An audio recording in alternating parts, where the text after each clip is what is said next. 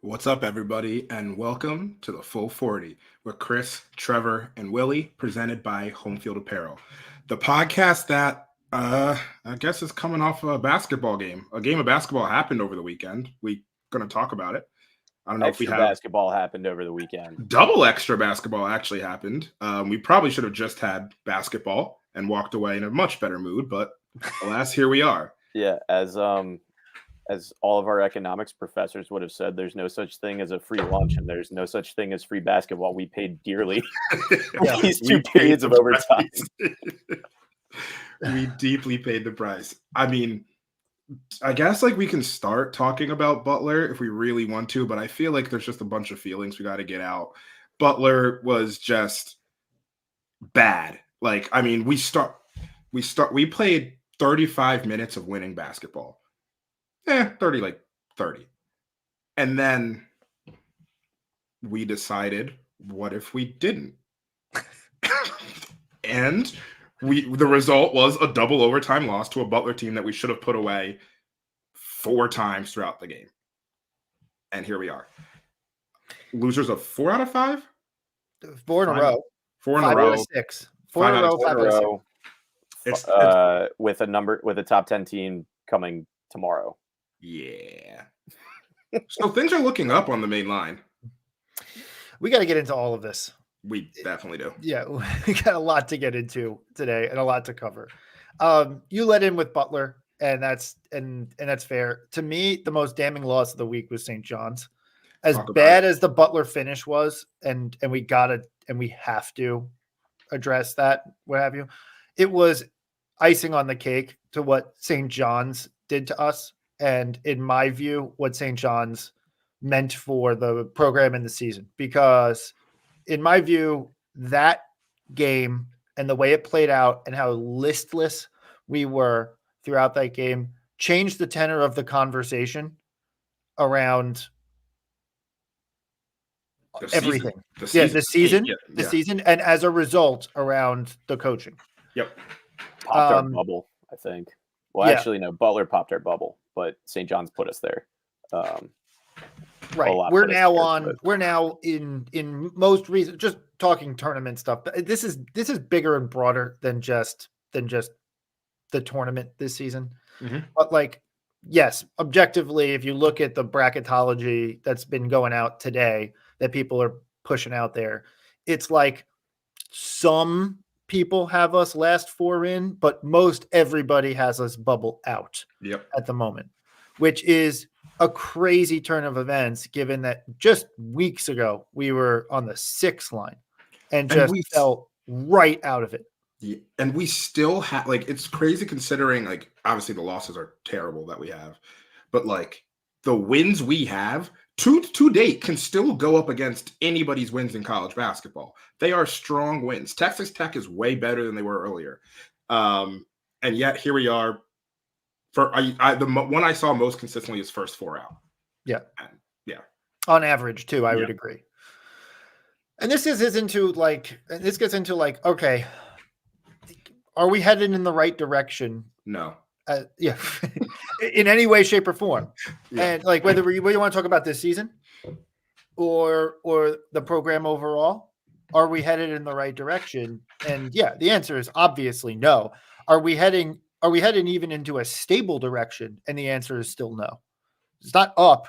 It's not right. It's not correct. And it's been really bad. And candidly, if you look at the Big East, if you look at our Big East season, you can say, we have 4 wins.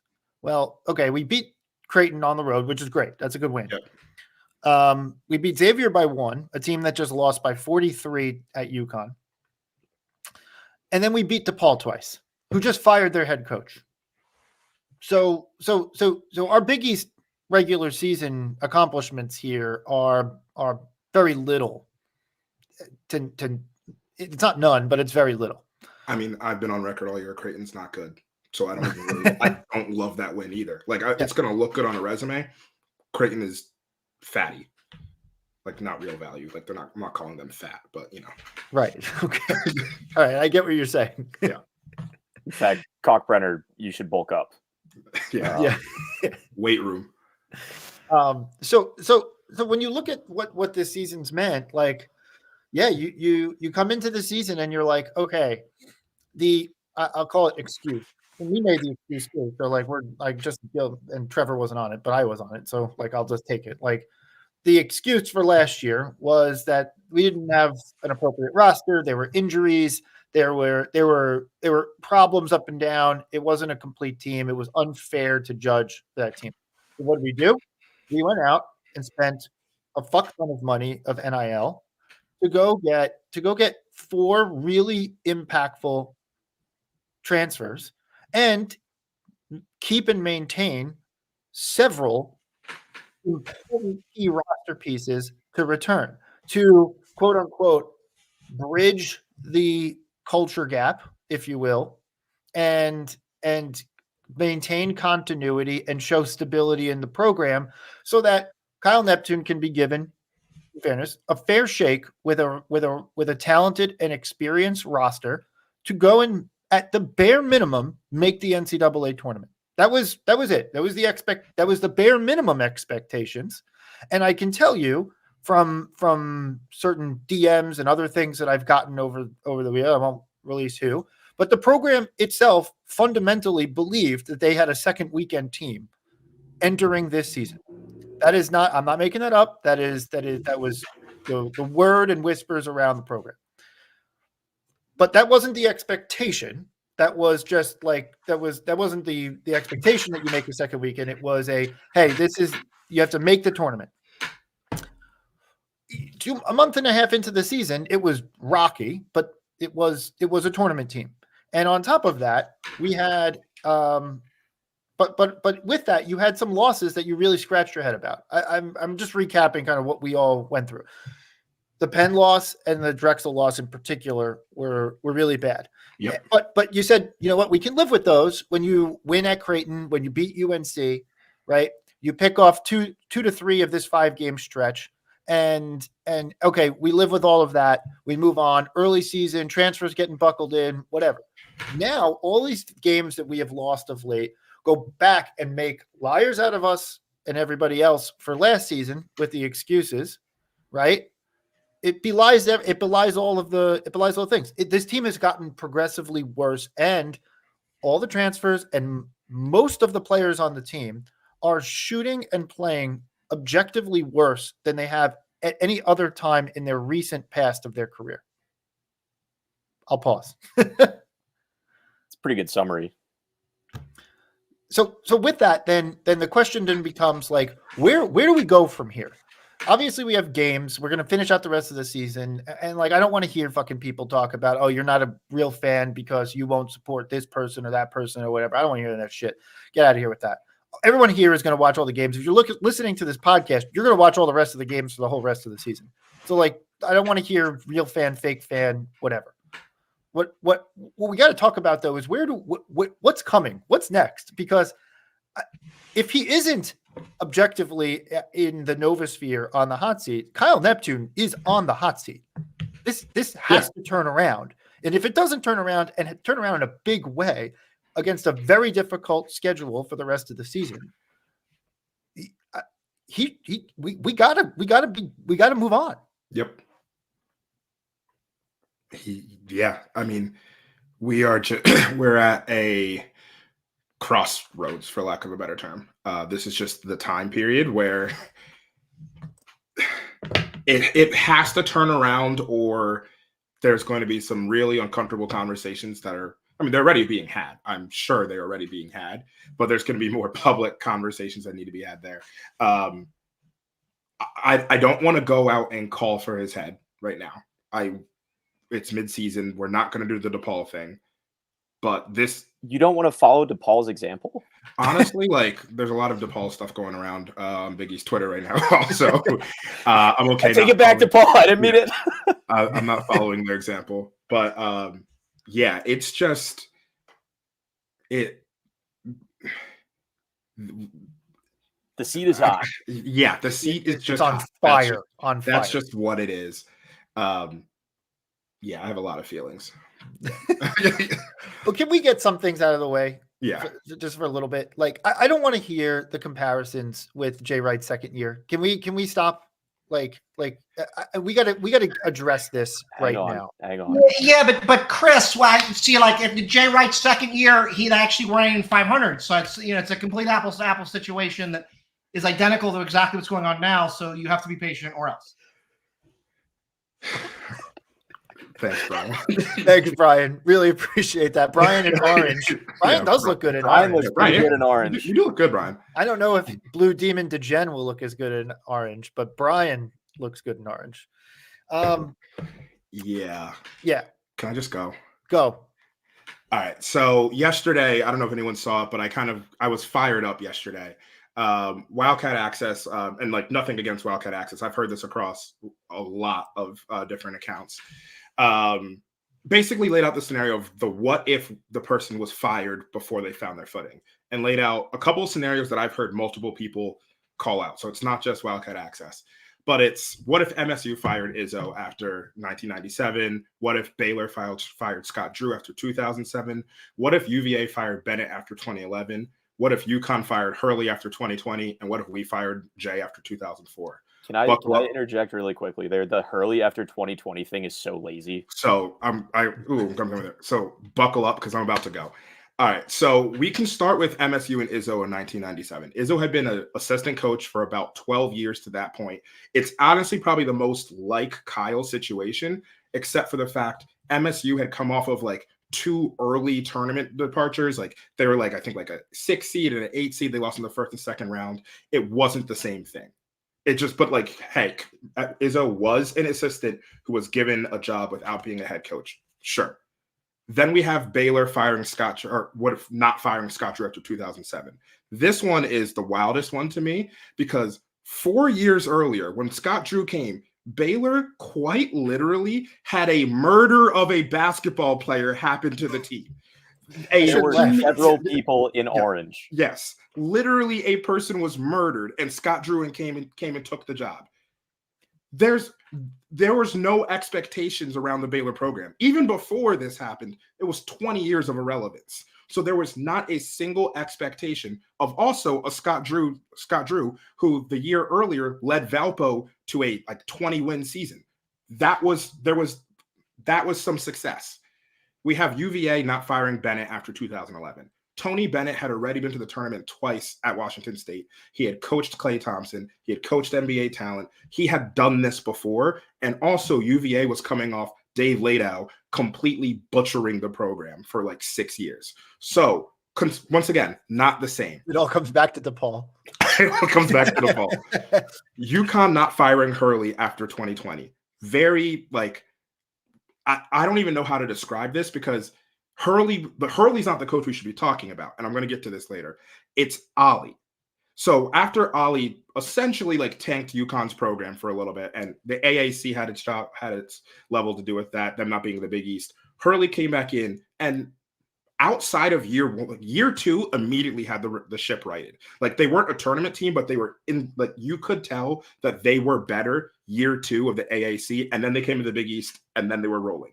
Also, and now they didn't have the roster expectations Hurley's first and second year. They did not have the roster expectations, but he got the ship on the right. And he's a proven program builder. Yeah. And then we go to Jay Wright. Once again, this is not 2004. And I'm going to get to that eventually. Jay Wright, we didn't fire him after 2004. The expectations around the program were different. Let's call a spade a spade. I understand that this is the same program, but the expectations were different. We had just come off of multiple years of Lapis either taking us to the NIT or losing early in the first or second round. This was not a team that had Big East regular season champion expectations, Big East tournament expectations, second round of this tournament expectations. That's not what it was. Jay also had shown more success at Hofstra than Neptune had. And all of these people, and I can't even say all of them, I don't actually know, but we know Jay was on the hot seat from the fans, and he had more backing. He had more in his corner to say that he should have. He had more in his corner. He had the resume. He didn't have the expectations. He had all this stuff. Now, let's take a step back, and I want to give some grace for Kyle here. Kyle came into a situation with a lot of shit expectations. Like, that's just like, Kyle over the top. Yes, over the top. 100%. He should not have done this. But this scenario that we're in isn't the Izzo conversation. It isn't Drew. It isn't Bennett. It isn't Hurley. It isn't Jay. It's Ollie. It's okay. After Calhoun left, Ollie took an underachieving UConn team throughout the regular season, or maybe achieving as they should have been, whatever, that got hot with Shabazz Napier and won a title. But that was a Calhoun team. And Ollie got 5 years after that before UConn was kind of like, it's done. Ollie had the grace of winning a title and still only had 5 years. And if you ask any UConn fan, they would say we should have gotten rid of Ollie 2 to 3 years earlier. So the question to the Nova Nation is this move that we're doing, is it Ollie or is it Izzo? If you really believe that Kyle can become Tom Izzo, then okay, we'll go down that path and we'll take that. But realistically, those are the two paths you're looking at. Is it this is just a young assistant who's earning his stripes and going forward, or are we walking into a Kevin Ollie situation? That's one thing. Then there's the section of fans, and I'm trying to wrap this up as quickly as possible. Keep going. I'm going. Then there's the section of fans that feel like, and to credit, feel like Villanova does not do this. Villanova doesn't shake the boat. Villanova, this is against how Villanova acts. They will never do this, and are kind of smug about what are you asking for? Who should come? Who should we hire? Whatever it may be, Villanova doesn't do this. You're right. Villanova doesn't do this historically, but this is a different time. It is 2024. It's not 2003, 2004. It's not 1978, 79 when we hired Rolly, whenever year that was.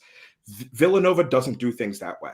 I completely understand that. For everybody who's listening here, everyone on this pod, someone in your life or you went to Villanova, you understand the kind of community, the family feel, like you understand what it means to be a Villanovan. Everyone here I think knows that. If you love this program, you understand that.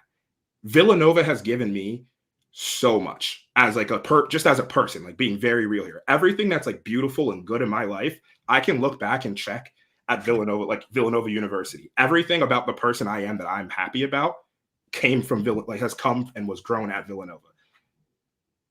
I love that school and I love this program with all my heart and soul, but you cannot love something and not want it to grow. And that's what this is.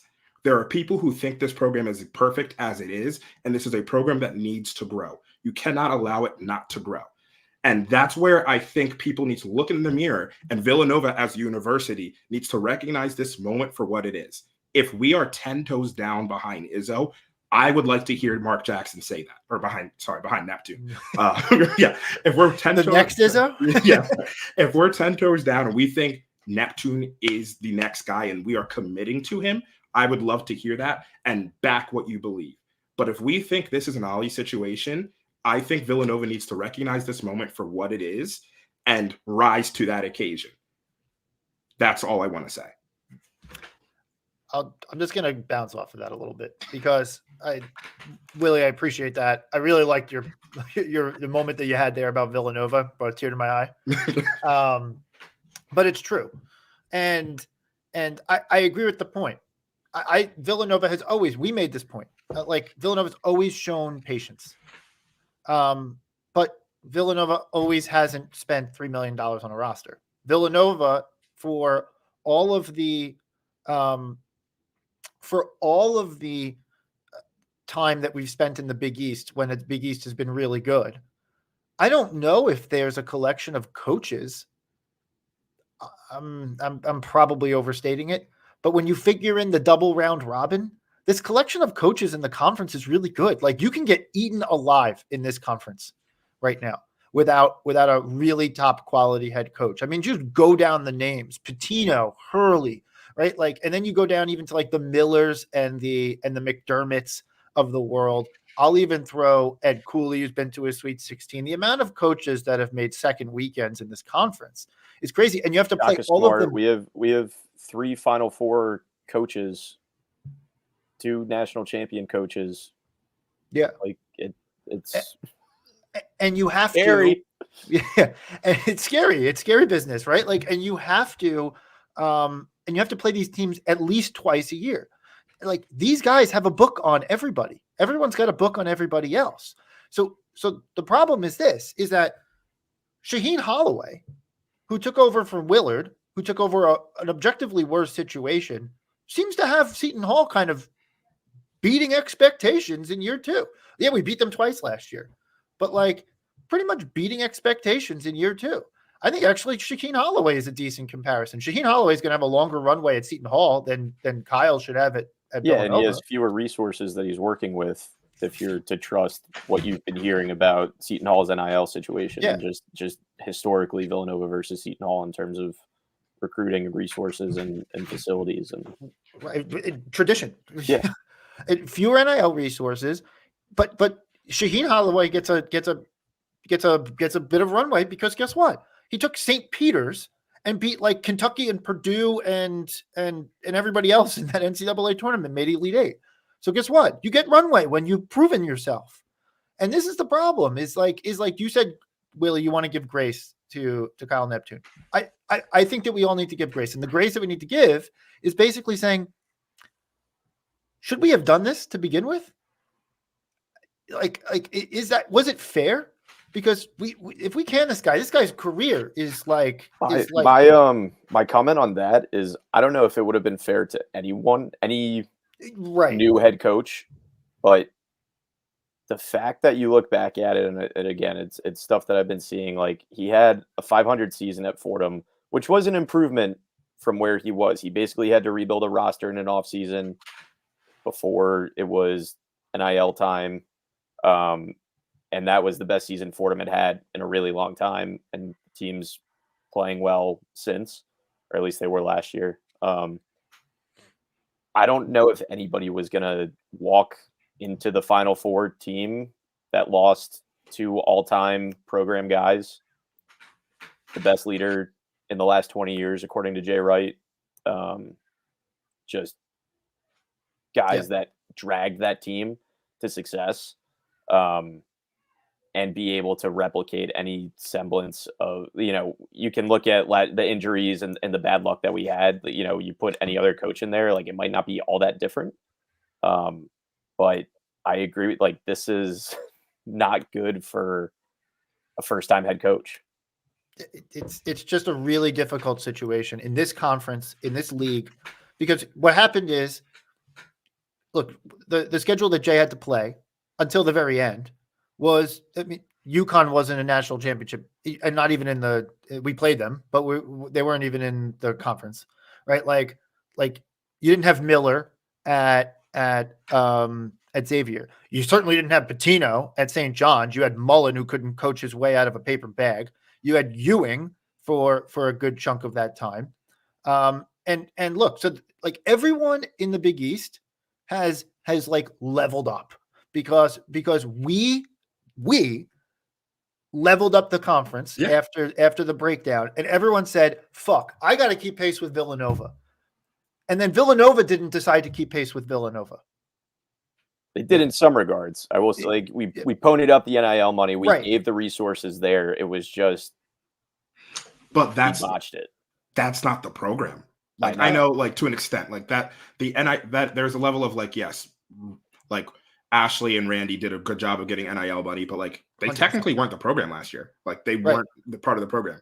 This is the fans recognizing the moment and recognizing, like, there's a level of, like, I guess the question is, like, who do we think we are? Who does Villanova want to be? Because, like, historically, once again, this is a program that has been a winner that went to the Final Four in 70 and 80 and the 2000s, twice in the 2010s, and once in the 20s. Like, they have been, and sorry, in 1939 as well. Once we were in the first round, we won a game. We were in the first Final Four. Yes, we won a game, but no one needs to know that. So we've done this before. We have been historically, consistently a brand in college basketball. Like, yeah, we haven't been like I guess UNC is probably the strongest, or Kentucky's the strongest because they have the most history and most modern. We haven't been that, but like we are just a rung below that. We need to act like that. And act like that. I'm not saying, once again, I am not saying we need to go out and can Kyle and do whatever. But it's just like recognize, like, what do we think this program is? If we think this program to like take mid-major madness thing. It's Villanova, a mid-major program, when they were talking about the Big East, like in the early 2015s, like, or in the middle of that run, because it was just us and then a bunch of other teams kind of trying to keep pace with us. Like, if that's what we are, let everyone know so that the NIL dollars can go down, because we're not throwing those NIL dollars. The fans have recognized times have changed and have recognized if we're going to roster build, you might need to have a strong NIL base to just not even to build a whole team off of NIL. Like, I don't think anybody at Villanova wants that. I don't want that. I think, like, to give Kyle credit, I like our recruits coming in from what I can like recruits right now. Like, I like them coming in. NIL should be used to fill in those like, gaps. But it's, if we're recognizing that, okay, we have NIL to fill in gaps for players, I think we should also recognize we have money, we have the ability, we have the name to fill in gaps in coaching if we really believe that there's a gap in coaching. And that's what I'm worried about, is like, I don't know, do we believe that? Because just throw away the rest of this, the last 18 months, the last month has told you that there's a gap in coaching. Just like, that's just what it is. It's just is what it is. And look, nothing to say bad about the guy, honestly. Honestly, he's been an awesome representative for the school for the entire period of his assistantship.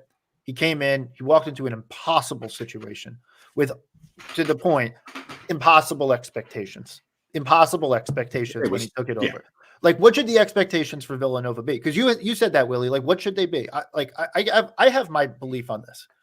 I think Villanova is the type of program that should consistently knock on the door of a second weekend. Yeah.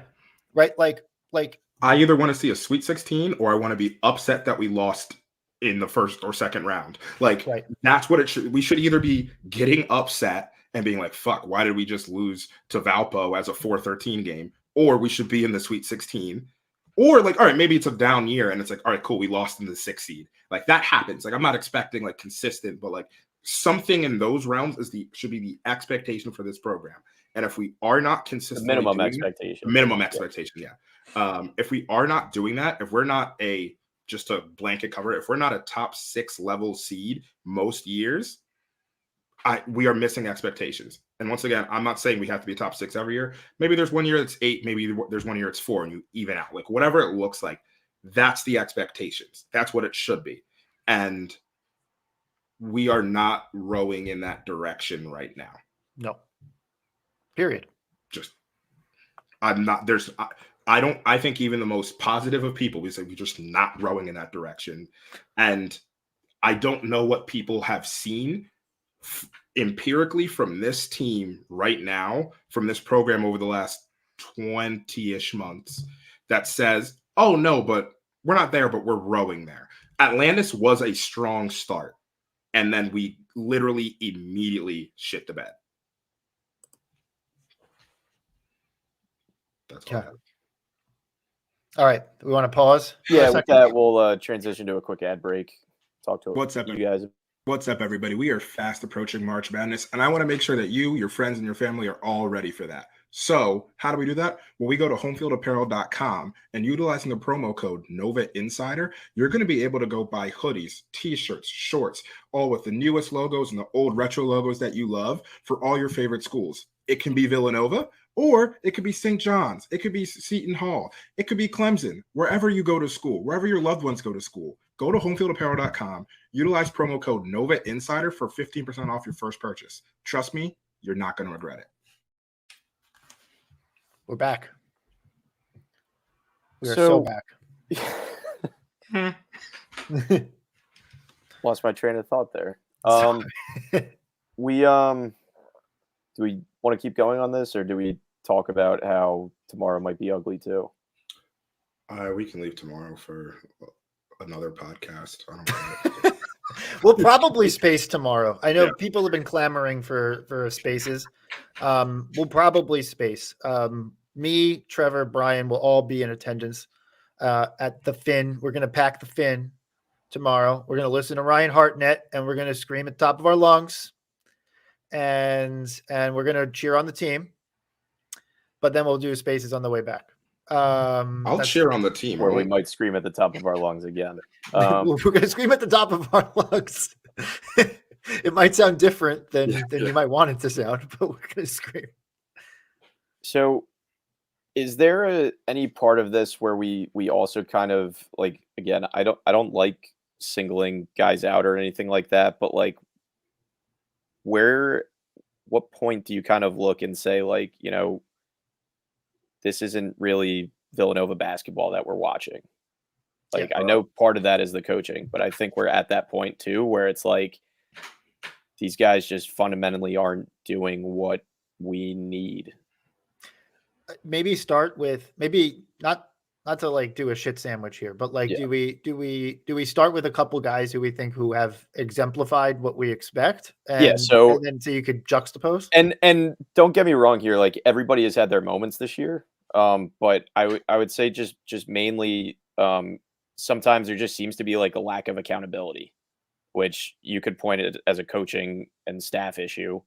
But the best things about our championship teams, our Final Four teams, is we had guys like Ryan Arcidiacono, Jalen Brunson, Mikal Bridges, Josh Hart. We had these guys, Colin, who was, the glowing example of this, who played with some of the guys that are on the current roster, about like making sure that everybody's locked in and ready to go. And you don't really see that as much. Yeah. So the guys who I look to as leaders on this team, like obviously Eric Dixon has been, like we might have 5 wins without Eric Dixon. Like, like legit. He has been that impactful to us. And he's been that impactful to the program the entire time he's here, and his parents and family as well. Like when Dixon has a bad game, it's a shock. It's a legitimate shock when he has a bad game. 2 bad games to begin the year for us. We were kind of like, all right, you got to figure this out, Eric. And he did. He lit up UNC. He's been fantastic ever since. Yeah. He's been phenomenal. I just want to call out, he hasn't always been great from a scoring standpoint, but TJ Bamba plays Villanova basketball, like straight up. Like the guy is, it's kind of weird because like he just transferred in this year, and like it's almost like a weird like oh, I don't even like when some people say, oh well, you got to take time to gel the transfers. TJ Bamba played Villanova basketball from like the first moment the ball was tipped in the first game. He feels like he's been here the whole time, kind of thing. Like one of those transfers that like Eric Pascal or Caleb Daniels, like and Dylan Ennis too, that they came in and it was like, oh, this guy could have played here his entire career and we wouldn't have noticed. We would have noticed when Dylan was 28 and suiting up, but TJ's been awesome. You see moments in a lot of the guys, like, Mark had a 3-game stretch this year that he was improving every game and really looked like he was taking control of his role and responsibilities. And then there's the St. John's game and a couple other instances where it's just like, and part of that is some of, I think, his use and his rotation and the playing time. But you do see a lot of moments from a lot of guys, but I would say Eric and TJ have been most consistent. Yeah.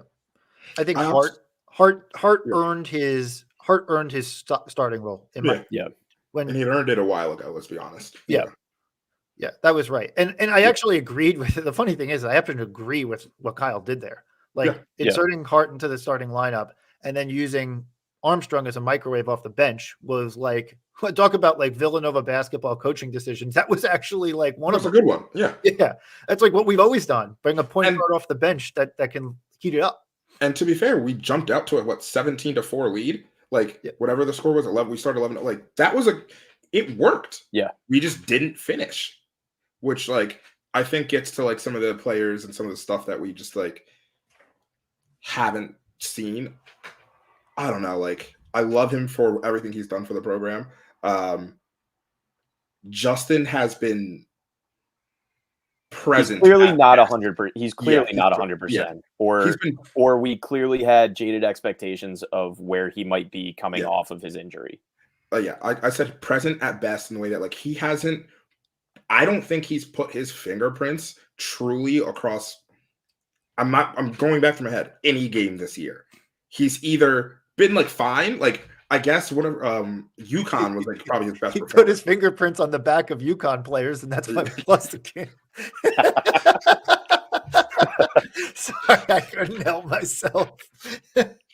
Man. You're right. There has not been like a vintage of Yeah. that, Justin Moore takeover time. He shot the ball really well. Again, you can't count the ball. And I there don't. even was last year. There was the Xavier game where it was a Justin Moore game where it was Yeah. So, and that's what I get. Like, he might not be 100%, but And I thought, I sorry to cut you off, but I thought it was Unacceptable. very clear in overtime and double overtime that he just had no legs. Which I wish he would have recognized. I wish he would have recognized that. No one would have dogged himself or the coaches to just be, okay, if you're going to stay out, just facilitate. Get Eric the ball. By facilitate, I mean give Eric Dixon the fucking basketball. Yeah. Eric deserves better. That's just where I'm at. Yeah. I mean, a lot deserve better, but yeah, just like he hasn't impacted the way that we hoped. And maybe it's on us for just too much of expectations, but I don't think I have a tough time buying that with everything that we've seen him do up until the Achilles injury. And it might just be the Achilles injury really just threw him off that much. And like, hey, he's been a great Villanova basketball player. It's just this for the finish of his career is not the way you want to see. It's not representative of where he was and where he was going pre-injury. And I think that's a thing maybe we've become like spoiled with, but like so many of them had finished their careers just like with a bang. Colin, like literally, I mean, Colin and Jermaine didn't get the title, which like it sucks, but it almost makes more sense that they couldn't win a title. But like it was Colin and Jermaine. Let's really give him credit. Like Jermaine showed up so big in the 2022 tournament. Like that was him recognizing the moment and being like, we're not losing this game. And like we got to the Final Four of that. Colin did that. We saw Scotty do it. We've seen Jalen do it. We've seen like Dante Cunningham. Yeah. People just finishing the moment, and maybe Justin's tired, maybe it is, but like for what it is, it's just like it hasn't. And it's not even that he's played terribly. It's just that we're sitting there, we're like, there's more here. Like, no pun intended. But there's more here. We know it because we've seen it, and it's just like, is this just gone for good and like it's not whatever, or is there a lack of, we'll say, focus? He is coming off the knee sprain, which we know nothing about our team's injuries, which that's another point. Again, don't get Chris started. Frustration. I mean, the Nana Njoku thing. It was your season, man. I was hoping for it. But also, side note, we're mentioning Colin and Jermaine. Shout out to them. They're going to be at the All-Star weekend for the G League Showcase. Colin's almost averaging a triple-double in the G League. That's for you, Brian. That's for you, Brian. If we're gonna do combos, I mean, Dante and Jalen just had a great game. Literally, like, the Knicks started 3 Villanova players and won by 20. So Josh almost had a triple-double that game. Stop looking away over there. I want to focus on this. I know. Well, look, you got to bring some levity back to the situation. Like, no. In when we've been playing like this, the great thing about Villanova basketball is you can go and watch, all your favorite players and play in the NBA, which is fun.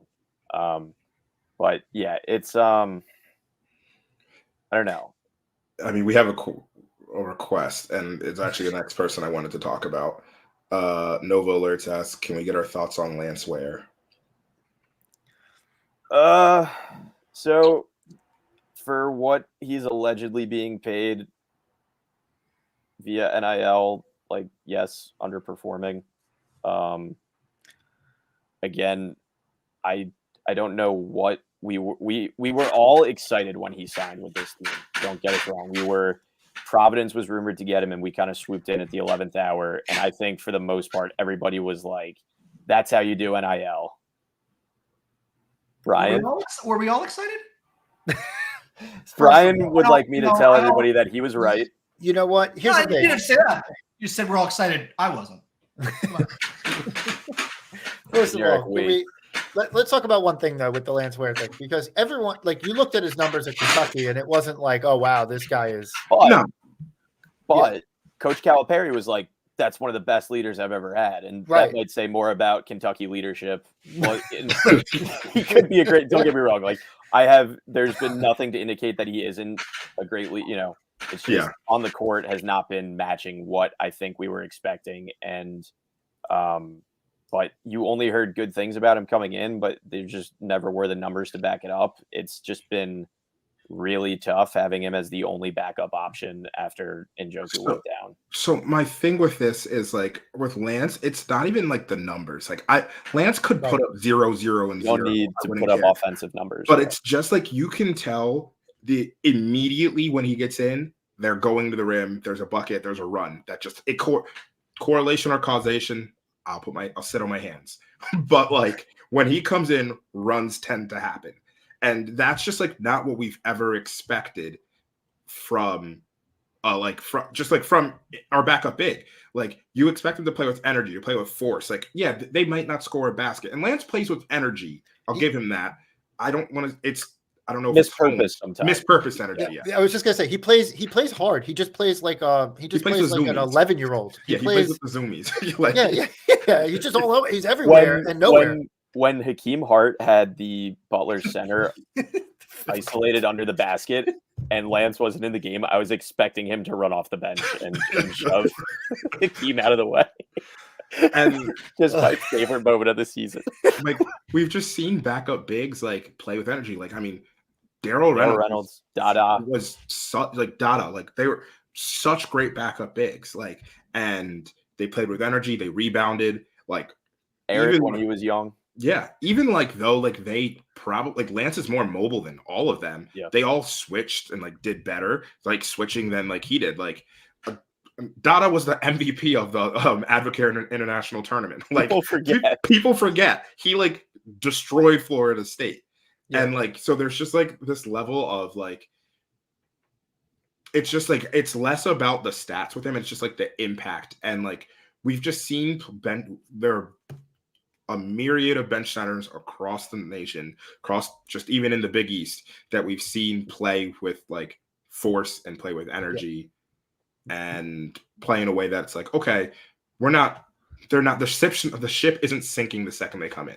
Nova Alerts is on us to talk about Yeah, I know. To echo the only thing we ever hear from the team, like we're focused on defense and rebounding. So if he did nothing else, you want him to defend and rebound, and he just is not capable of Granted, the Big East has some of the best centers in the country. Yeah.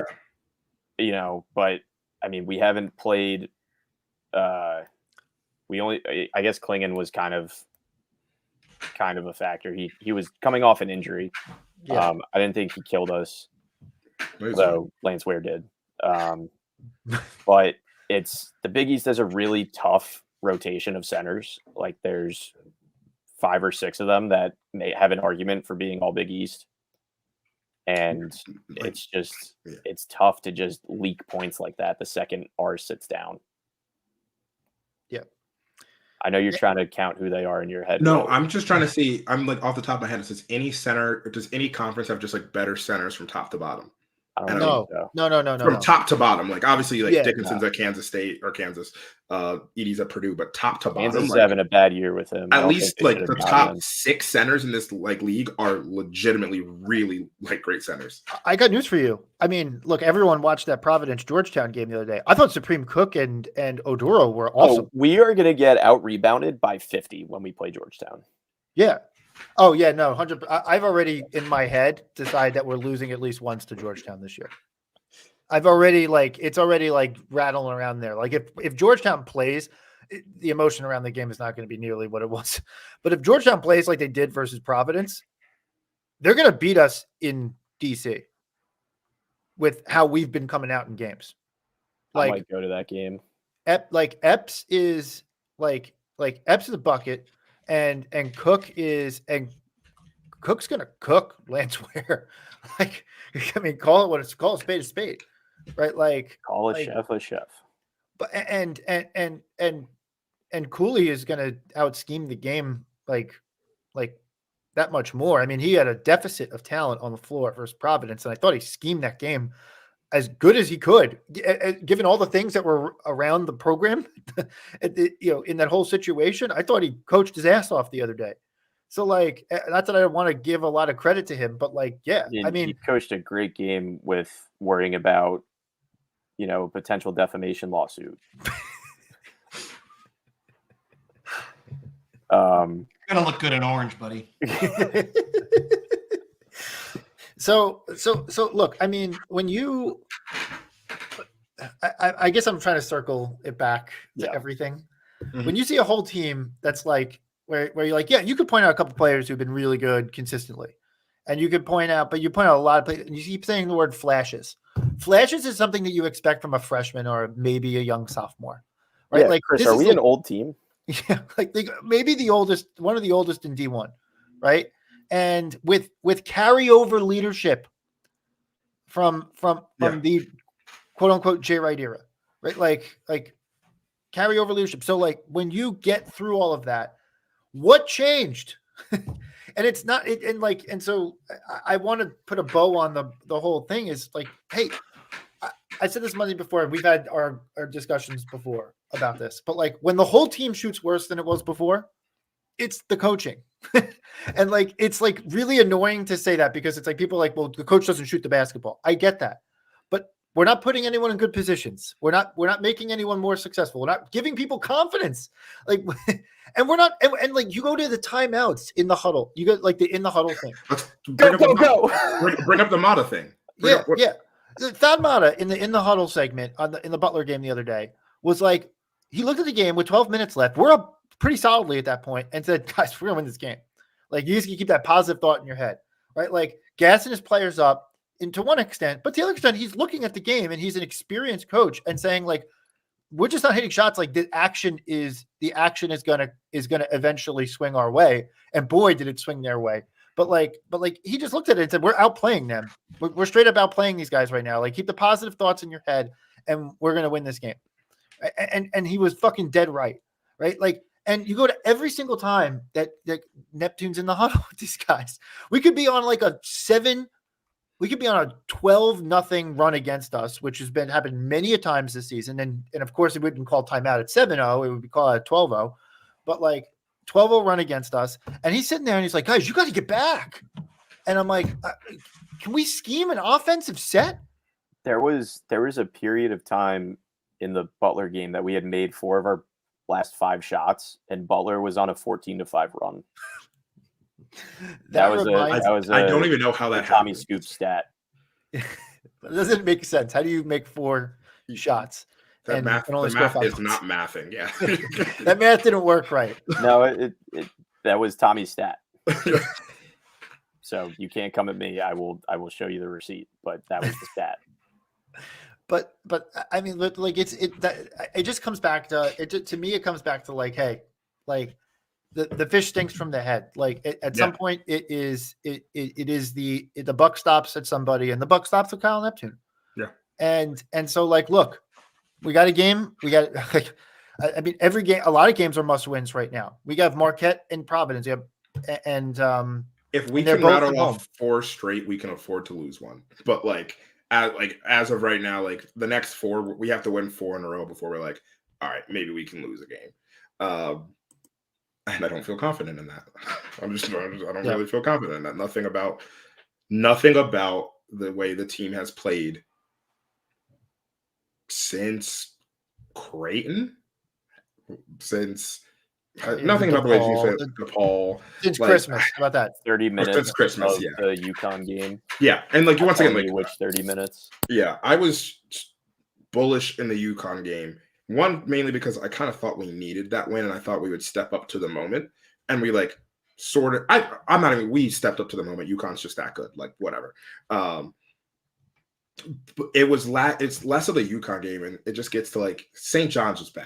St. John's games and the Marquette game. Yeah. Can I quickly explain the 14-5 thing? It was because our previous 5 shots, or our previous 4 shots that we had made, were so far apart that was like, it works out. Like, it just depends on when you start the clock. But our 4 makes were so long ago that we had only scored 5 points in the time that Butler scored 14 is the explanation.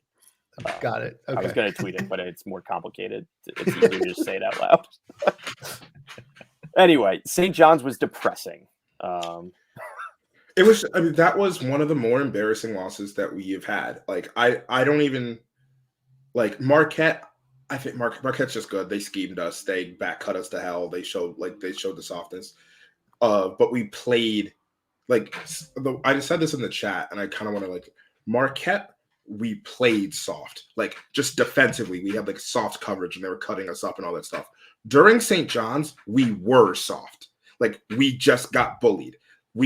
It was a game at the. It was like it was fine. It was close. And then St. John's came out in the second half and was like, "Fuck this!" Punched us in the face, and we said, "I don't think we'll swing back again." Yeah. And we just like took it, and that was a game where we called it out on, on the spaces with the St. John's guys of like this is a game once again that both teams need to win, and one team played like they needed to win, and the other team kind of was like, this is a walkthrough. And I just want to see us play like it fucking matters to you. Yeah. That's just what it is. Like that game against St. John. I led off with this, but that game against St. John's changed the whole conversation for me. Yep. Right. Like it changed the whole conversation for me because that was jarring as a Villanova. Even last year's team fucking competed their face off every game. Like were they worse? They were just straight up worse than some teams, but there was pride. There was no pride in that St. John's game. It was a disgrace. Like straight up. It was a disgrace. Yeah, it wasn't a bomb. It wasn't a bomb. Joseph was right. but it was truly terrible.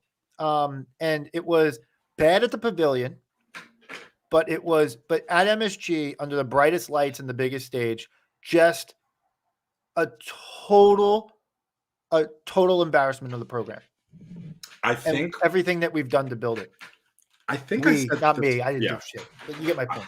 I think I said this in the beginning of the year, and if not, I'm going to repeat it now. Like the way I've typically watched, like I watch basketball, like college basketball, is you get an idea of who the team is in a non-conference. That's like you get an understanding of what this team is. And what we saw was an inconsistent team, but a team that could be a 1 seed. Because UNC is well on its way to becoming a 1 seed, or at least a 2 seed. Like we saw that level. We saw a team that could do that.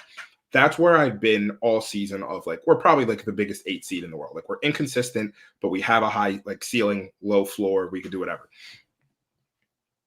What I've always believed is the early January stretch, like January through February of your conference team, you get an understanding of who your team is in the beginning of the year. This is where your team is like, what are we going to be? Like, this is that chance where that your team puts into stone, like, this is where the season is made. I don't think the season's made at the end of February. The season is made right here in the thick of things and the first tranche that we're here right then. This is where the season is made, and we're squandering it. And like we'll be able to come back and we'll bounce back and we'll start playing like the team we saw in Atlantis, and we'll rip off 7 out of 10 and we'll end up back like on the right side of the bubble and all that stuff. Maybe that shows itself, but I think this team is showing who they are and the guts that they have right now, and it's not much. And it's disappointing because this team should be so much better. There is no reason for the team to be playing to this level. There's just not. And there's just no reason the team should be playing this level. To your point, Chris, if every single person on the team, maybe sans Eric Dixon, is playing worse than they did last year, you got to look somewhere else. You got to look to the head of the ship. Like, and you're just putting up listless performances, poorly coached performances where Marquette's going to go up tempo. You know that you're at home. That they're at home. You got to turn that into a rock fight. All that stuff's going to happen, right? Like culture of the program stuff, right? Like this team can't jump stop bounce pass out of to save its life. And so when you talk about, oh, well, Kyle is this continuity hire and we want to keep the culture going, whatever. What culture? It's not showing in the court. The reason you hired Kyle is gone. Like Right. the culture is just, and like the culture wasn't like, I think there's a level of like, was the culture, I think I said this on a podcast, was the culture winning or was there something else in the culture? Both. And both are gone. Like we're not playing that way. We are jump stopping and like we pivot, but like not with a purpose. We're doing it because it's been drilled into us. And then we get there. And if the immediate read isn't open, no player knows what they're doing in that situation. So it's just like we are, I don't know. Chris, you said it great. Like if Kyle's a continuity hire, the continuity is kind of fucked up right now. Like, hey, everything else aside, we thought we'd keep the continuity. Like, and once again, I'm not in the locker room. I am sure every single one of those guys fucking loves their teammates. I'm sure, like, from that vibe, there's no issues at all. We haven't heard anything to that array. I think they're all fucking great players, great human beings, going to go do great things on a basketball court or wherever they want to go do in their life. But they're not doing great things on the basketball court in 2024 as a unit. No. So this week, I mean, like we didn't even prep Marquette. I mean, we played them already, and like Providence. I mean, you got Odoro, you got an upstart program there that's kind of unfortunately floundering because of losing Bryce Hopkins. But candidly, I'm not even like all that interested in the previews. Like to me, like if this team's going to go down, at least fucking go down swinging. Like, and that's like the biggest point that I want to make. Like, show me. This is show me time now. Like not show me in the terms of like, are you going to make turn? Go down swinging. Play your fucking ass off and go down swinging, because like if you don't, like, I mean, look, I don't make the decisions around here, but like Mark Jackson does, and by the way, he's got a fucking decision to make, right? Like at the end of all of this. Yep. Like right, like and he might have to make a different decision than he has made in every other hiring decision except one, and that's hire someone outside of the Villanova family. But like at the end of all of this, but if you're playing for your teammates, those who came before us, each other, hard, smart, together, like go do all those things now and do it like everyone's life depends on it for a month and a half, because it's going to take that and then some to turn this ship back around and get this and land the plane somehow with the season. I'm not even out there. This team is better than they've been playing. So I'm not even at the like show heart and stuff, because I'm just like, you are better than this. We are better than this. I'm not saying this team is I'm not sitting here saying, oh, this team is a 4 seed. Like I'm not going that far, but this team is better than that. Fucking show up for, I won't even give you 40 minutes. Show up for 37 minutes. If we lose because of a 35 wasn't good enough. Yeah. We need at least 36, 37. Show up for 37 minutes. And if we can do that and win games, I will, like, at the end of the day, winning cures everything. And we're not winning. And like, I think there's a level of like, were we spoiled? Yes, we were spoiled for the expectation. Expectation for Final Fours and all that stuff. The expectation of being 19 and 12, 20 and 11, 21 and 10, and being a solid tournament team, that's not being spoiled. If Villanova's not that, if that's not what Villanova's like ultimate goal is, then I don't know what the fuck the last 60 years of Villanova basketball has been. It must have been a fucking aberration, because for the last 60 general years, we've been that, and we're not that right now. I was just, as always, let's go simmer for a little bit. No, I just wanted to let it simmer for a little bit, because I wanted to transition into something a little more lighthearted to wrap up. I need a cigarette. It's time to talk about our Wildcat of the week, our random Wildcat of the week, and for that we'll bring it back to someone who was a part of all that Willie was just so passionately describing. A 6'7" forward from Brooklyn, New York, Curtis Sumter. Ooh, let's talk Curtis Sumter, who it's kind of a unique story with him, just because he unfortunately like ushered in what became like Villanova basketball. His injuries forced Jay, as everybody knows, like the small ball revolution, everything happened. And people pointed at Jay Wright as one of the pioneers, and that was due to necessity of Curtis Sumter, who was playing at an all Big East level. Just his knees kept blowing up, and Jay was forced to go with the 4-guard lineup. And the rest, as we know, is history. But let's talk a little bit about Curtis. If I was on Twitter at that, Twitter existed, or it may even existed, but if I was on Twitter, I know I've been very there's a lot of players who have been like, this person is an NBA basketball player. Curtis Sumter was an NBA player, and that goddamn knee injury took away an NBA career from that man. He absolutely, I honestly think Curtis Sumter is a perfect modern wing. And he was honestly kind of ahead of his time as a player. Super effective. I don't even know what the stats. He was all Big East, all Big Five, everything you could be. He was 16-8, 15 and whatever. 15 and 7, all Big East, all Big Five. Just an absolute could inside out, could shoot, could put the ball on the floor, could post, could do everything that you wanted. Tough as nails. The injury, the injury spurred modern Villanova basketball. So I'm not going to complain that much.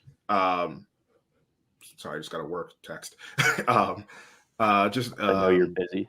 Yeah. I was like, wait, what the hell? Talking about Curtis Sumter. Have some respect. Yeah, just he was absolutely great. And honestly, the thing that I think is cool is he went to Bishop Laughlin, which also produced Javon Pinkston. So same school kind of thing. Cool vibes. Brian? Something cool that I think I've tweeted about before about Curtis Sumter is, so that recruiting class was Jay's first. Baker Dunleavy, Curtis, Frazier, Allen Ray, and Randy Foy. And each of those guys has gotten to serve as sort of the most important person in the program. Frazier was the only 5-star in that class, and he kind of was the one who kept them all together, or kind of got the other guys on board. First 2 years of playing, Sumter was the clear best player in the class. Obviously, the injuries Willie just talked about sort of give him a back seat. I think A-Ray probably stepped up after that and sort of became the best player in that class. Senior year, Randy Foy was a rocket ship, first-team All-American. He became the best player in the class. And the nod to Baker Dunleavy is apparently he's the one who convinced Jay to switch to trying his zone defense in 2016. And I think a lot of that has to do with why we were kind of able to get over some of those tournament humps. So it's kind of cool. Each of those guys has had a spotlight. And they've all clearly stayed friends, and they've all stayed around in some respect. So Curtis, to me, is kind of a seminal, not a Mount Rushmore program guy, but no, because unfortunately, one of the defining moments came after he was unable to play. Right. He was the trigger for that avalanche. Can I just bring up a point about Sumter that I think is often underrated? But alongside, everyone thinks about 06, 07. That was a really important year for the program because Jay needed to Jay was on the hot seat. No, he wasn't in the hot seat. But after 04, 05, and 05, 06, right? The program needed to prove that it could hang, right? Okay, so you had that great recruiting class that panned out and made a Sweet 16 and Elite 8 run and were just everything for the program. Now they leave. And you're handing the keys to the point guard spot to a freshman. Okay, how do you tie this all together? Can you get this team, whatever? And there was rightfully not really high expectations for us that year. Yeah. Right? I think we had built some expectations because, hey, we just did the Sweet 16 Elite 8 thing back-to-back years. So there was some expectations. But I think Jay would have been excused for missing the tournament that year. Totally. And he had a good recruiting class boiling with the Fisher Stokes class going on, and Pena, I think, was the other member of that class. So, and Malcolm Grant was also there, I think. So he had that going, but that class would have been excused for not making the tournament that year. But Nardi and Sumter held everything together and bridged that culture gap until the next set of guys were mature enough to lead, like the Cunninghams and Andersons of the world were mature enough to lead. And Sumter unfortunately missed the Sweet 16 Elite 8 runs, because of his injuries. But like when you talk about Wheeler, you talked earlier on the podcast about leaving a mark in your final year in the program. Like that was it sounds crazy to say now, but like getting that team to like an 8-9 game in that year, beating Texas late in that year in the Wells Fargo Center, like that was on like Sumter, like obviously Scotty's scoring, but Sumter and Nardi's leadership. And that was like an important moment for the program to prove that, hey, we could stick. Yeah. That was, I mean, not even just to take that to like for anyone who wasn't aware of that, like this team, I didn't really think about this 2006, 2017, very similar-ish to the 2018, 2019 Booth and Pascal team, where it was like that was a Booth and Pascal like rollout. Like Scotty's your Colin of like he was younger then, and it was kind of like, all right, this is a guy we can tell is about to be the guy, but like he's not ready yet. You go to your two veterans of Nardi and Sumter, or Eric and like Phil, and like they had that moment that they finished strong. Like, and once again, this is a team that lost in the 8-9 game, but they finished strong. They held the culture together. There was continuity, and they finished in a way like, once again, I wish Sumter could have finished. Like, I wish he could have finished I wish every Villanova basketball player finished with a title. That's what I hope for. Every title from now on, we win. So Chris talking about the Texas game, that was Kevin Durant's freshman year, if anybody doesn't remember that. Yeah. And I remember looking at the guy next to me saying, doesn't Texas have a really good freshman? This was really late in the game. He was like, yeah, it's that guy 35 right there. And then a couple weeks after, he said like Villanova was his toughest game in college. Because in that particular game, he was not a non-factor, but a very, not important factor. Curtis Sumter held a top 15 player in the NBA in basketball history, and he put him in jail. Durant had a tough day. It was awesome. And Dante Cunningham dunked all over. It was Cunningham and Sumter. Yeah. Hope you look good in orange, KD. He did. Oh, man. That Dante Cunningham dunk was like the original Shaq Fitman play of the week. So yeah, I love Curtis and everything. I have like a small little story about Curtis Sumter. It was my freshman year on campus, so the end of 2006. The basketball season was over, but everyone was still like flying high about the Final Four run. The Elite Eight run. And the guys were actually out playing basketball in between. There was a court. I don't know if it's still there. There was a court in between like St. Monica's and Stanford. And it's there. Yeah. And there was like Nardi and Sumter were on the side, but Dwayne Anderson, Bilal Ben, and that's a fucking blast from the past. Dwayne Anderson, Bilal Ben, and Dante were all playing basketball, and they were going like 3-on-8 versus like, a bunch of like 5'6" white kids, like, and destroying everybody, of course. I walked over because I'd come back from class or something like that, and like buddies had texted me saying like, "Oh, you got to come here. This is like unbelievable." And I walk over, and I walk up, and there's Curtis Sumter standing right there, and he like reaches out his hand and shakes my hand and goes, "Hi, I'm Curtis Sumter." And I would be like, "Yeah, no fucking shit, bro. Like, like, what do you want me to say? I'm Chris Bellotti? Like, what's the fucking response to that?" Like, because I'm like a 19-year-old kid, just like, yeah, I know who you are, man. But he was like super nice. Sorry, I have to do one other funny story about that. This is what the segment's for. Go for it. At one point in time in that game, I forget who tossed it to who. It might have been like Bilal Ben to Dwayne Anderson. Shane Clark might have been involved in this too. I forget. It might have been one of those guys tossed an alley-oop and just dunked it all, like posterized my buddy. And Dante Cunningham walked over, put his finger on my buddy's forehead, and goes, he just put his beef in your face. It was fucking unbelievable. Oh, man. So, good. I'm glad we can end with a laugh. Yeah. Yeah. Great memories, great times. Curtis Sumter is currently, I think he's still working with the 76ers as a player development coach. He's been there for a while, survived a few coaching regimes. So must be good if they're keeping him around. I think Reggie Redding's over there with him too, which is kind of cool. Yeah. Yeah. All right. So Well, I think we're gonna do the spaces. I'm pretty committed. I'm pretty committed to a ride home spaces. I'll be having like an hour and a half in the car. We're either gonna burn down some shit, or like we kind of already burned down some stuff. So we're either gonna keep burning stuff, or I don't know, laugh about us beating Marquette somehow. I'm gonna try and get Blue Demon to Jen on the space tomorrow. Oh man! All right. With that, are we all set? Will, you want to take us home? I don't remember how we do it. Yeah. So we'll talk to you all in the spaces. We'll be back next week. And I guess, as Chris says, as always, let's go Nova.